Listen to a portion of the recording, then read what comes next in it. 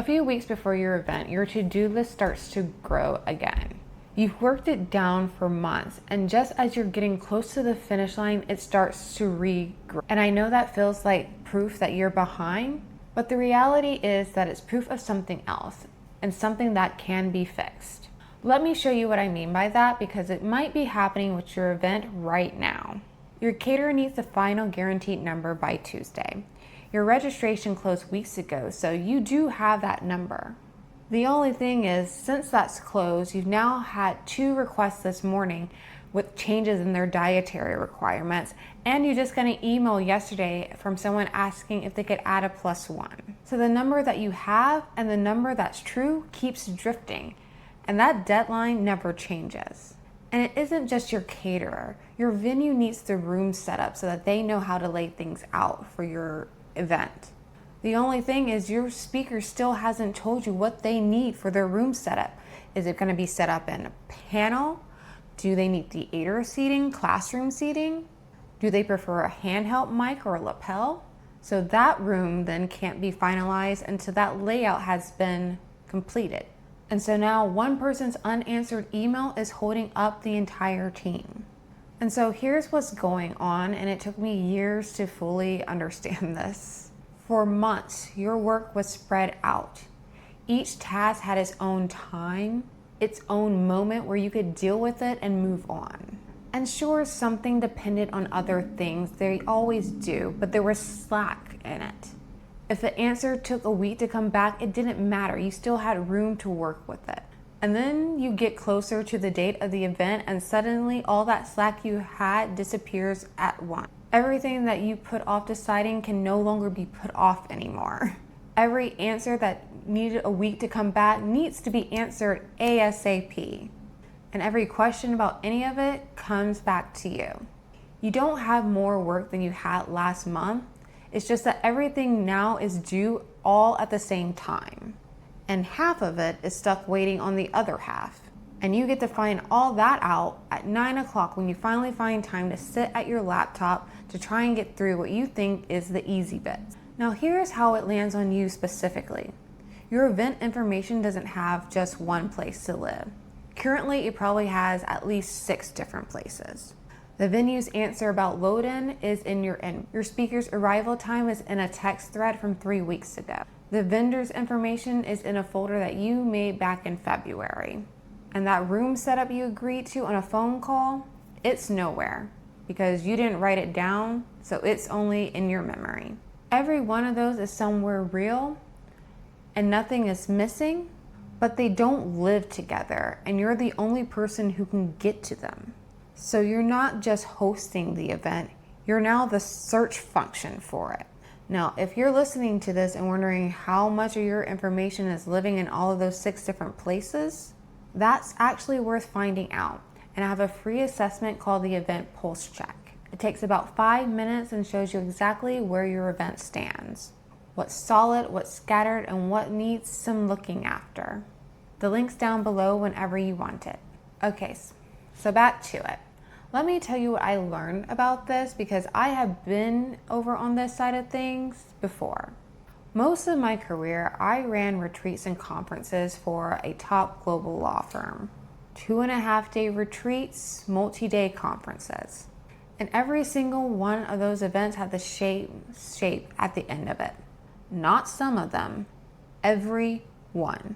Decisions from the wider team came in late, and that was just the pattern. And nearly every decision they made turned into a setup work for me, meaning which rooms need to be assigned, what did the agenda look like, how is everything going to get built.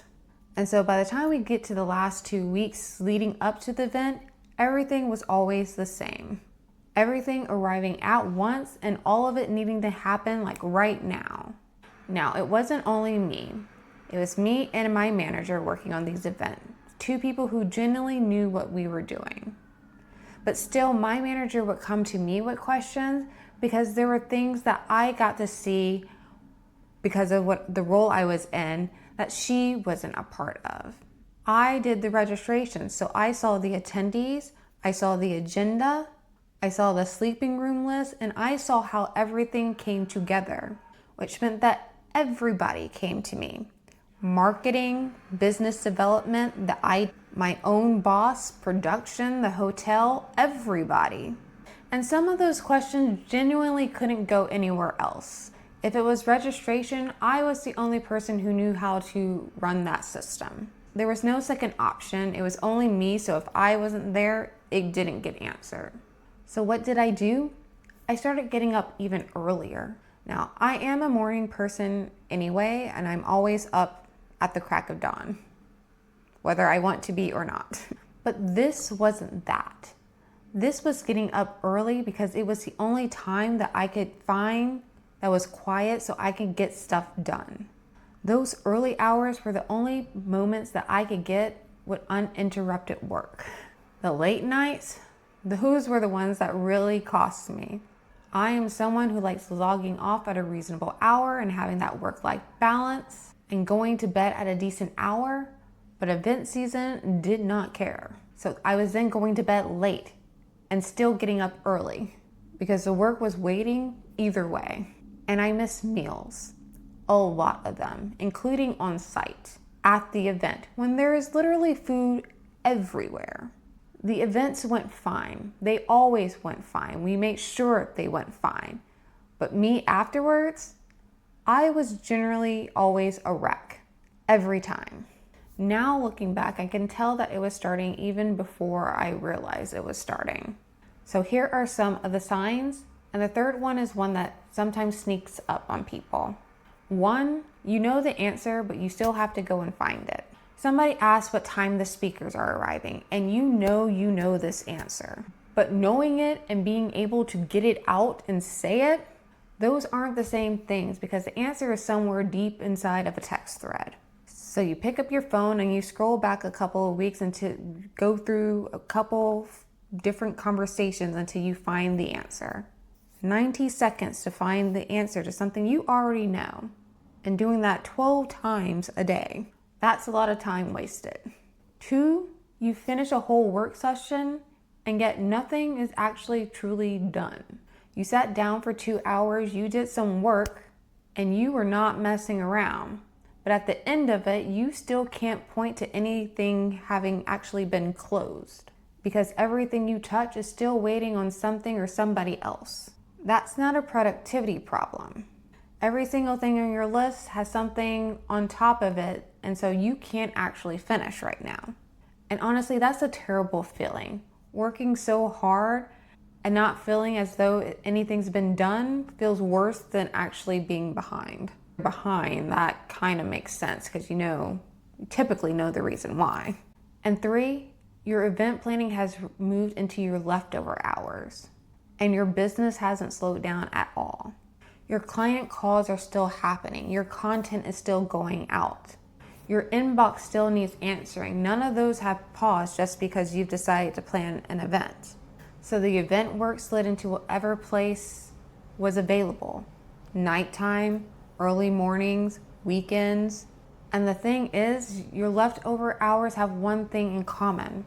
They're usually not your best hours of work. Like I said earlier, I'm a morning person. So me being up late at 11 p.m. doing work on my event meant doing some of my heaviest thinking at my worst hours. That being said, my manager was the opposite. She thrived in the evening and struggled at morning. Same job, opposite hours, but still the same problems. But the event time takes over whatever time is available. And that leftover time is generally the worst time for you to be working. And as a result, you then begin to judge yourself on how that work went. And that's what makes this stretch of the event planning feel like it's about you when it's really not. It's these 3 things, and they show up even at well-planned events. And honestly, especially at well-planned events, because well-planned events generally have a lot of moving pieces to them. And all those pieces need to connect at some point. So let me say the things that you need to hear that's probably the opposite of what you've been telling yourself these last couple of weeks. This is not happening because you planned badly. If anything, it's the opposite. You hit your milestones. And that's exactly why there's so much to connect at the very end. This is not happening because you're disorganized. You've been running your business for years, so you know how to organize. And this is not happening because you have a bigger team. I had a team, and I still had those last 2 weeks of chaos. And this is not just what hosting is. And that last one matters, so I'm just gonna say it plainly. How well you plan decides how big the pile is at the end.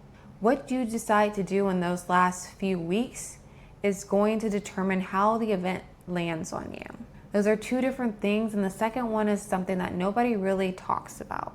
Now, you can't stop everything from being due at the same time. Unfortunately, that's just how events work. Your event date is your event date. What you can do is change what's happening in those weeks leading up to it. Ready can be defined. Right now, all you have to measure is your to-do list. And a list is only going to tell you what's left. It doesn't tell you what finish looks like, which is why you can spend a whole night or weekend working on stuff and never knowing what is actually finished and how close you are. The full picture can live somewhere outside of you. Every piece can be written down somewhere that your team can access. And the order of that last stretch can be decided ahead of time, instead of in the moment at 9 at night. There are two versions of you on day one of your event.